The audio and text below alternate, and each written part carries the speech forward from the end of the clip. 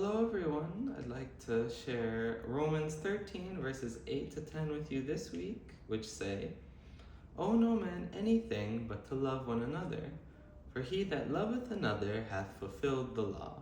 For this, thou shalt not commit adultery, thou shalt not kill, thou shalt not steal, thou shalt not bear false witness, thou shalt not covet, and if there be any other commandment, it is briefly comprehended in this saying, namely, thou shalt love thy neighbour as thyself. Love worketh no ill to his neighbour, therefore love is the fulfilling of the law." When Jesus was speaking to his disciples, he told them that if they loved him, they were to keep his commandments. However, we know from Romans chapter 8 that Paul tells us the carnal mind, which is the mind each of us are born with naturally, is at enmity with God and cannot keep the law of God.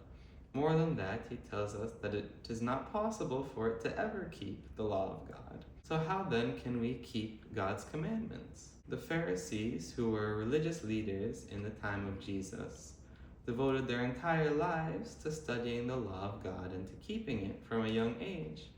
Not only did they keep the laws that Moses had given them, but they even kept laws that they themselves had created for the people to follow. Yet despite all of this professed keeping of the law, Jesus described them as white graves. He said that they were white and clean on the outside, but inside they were full of dead man's bones and unclean. They were so full of hatred and of jealousy and of self-righteousness that they even dared to kill the Son of God while claiming that they did what God wanted them to do.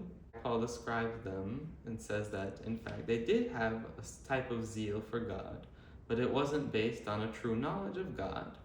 Rather, they were ignorant of the righteousness of God and tried to create their own righteousness while refusing the righteousness that God provided them. So we see that even if it were possible for us to keep the law of God, simply keeping those commands would not make us right with God or give us a relationship with Him or save us in any way. Thankfully, however, Paul tells us the solution indirectly.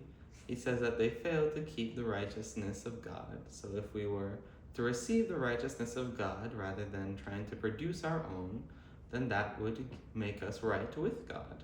Furthermore, he tells us that Christ is the end of the law for righteousness to all that believe. Now that doesn't mean that Christ destroyed the law, but rather it means that we no longer use the law to relate to God or to try to produce righteousness. As Isaiah said, all of our own righteousness is as filthy rags. Each of us as sheep has gone astray and has turned to our own way, but God laid the iniquity of all of us onto Christ, and now we can receive His righteousness as our substitute.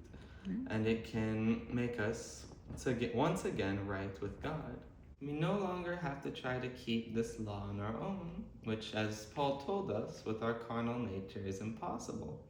But we have been given a new nature, the nature of Christ, which not only is capable of doing the things of God, but it naturally wants to, is naturally inclined and is drawn to spiritual things. Which finally brings us back to Romans 13 verses 8 to 10.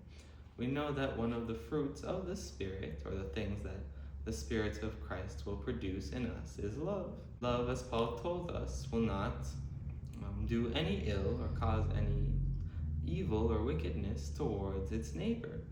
So as the Spirit of God changes us, and as we receive the Spirit and the love of Jesus into our hearts, it will change us to naturally keep all of these things. It can all be encapsulated in love. This is why Jesus, when asked what the greatest commandment was, answered that it was to love God with all of your heart, soul, mind, and strength, and that the second, similar to it, was to love your neighbor as yourself.